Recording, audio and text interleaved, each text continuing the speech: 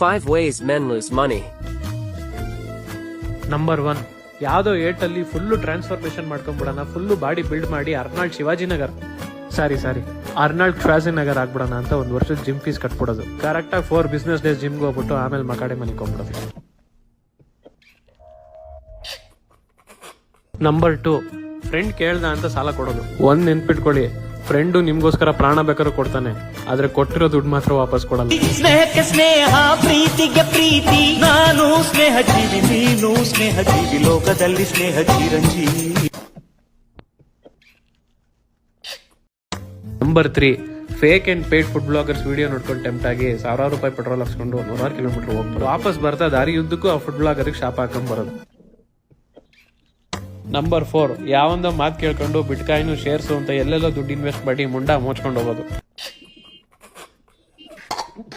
Number 5, Leh Ladakh solo trip ಮಾಡೋಣ ಅಂದ್ಬಿಟ್ಟು ಲಕ್ಷಾಂತರ ರೂಪಾಯಿ ಕೊಟ್ಟು 450cc ಬೈಕ್ಗಳು ತಗೊಳ್ಳೋದು. ಆಮೇಲೆ ಅದೇ ಬೈಕಲ್ಲಿ ಮಲ್ಲೇಶ್ವರಂ ಯಲಹಂಕ ಓಡಾಡ್ಕೊಂಡಿರೋದು.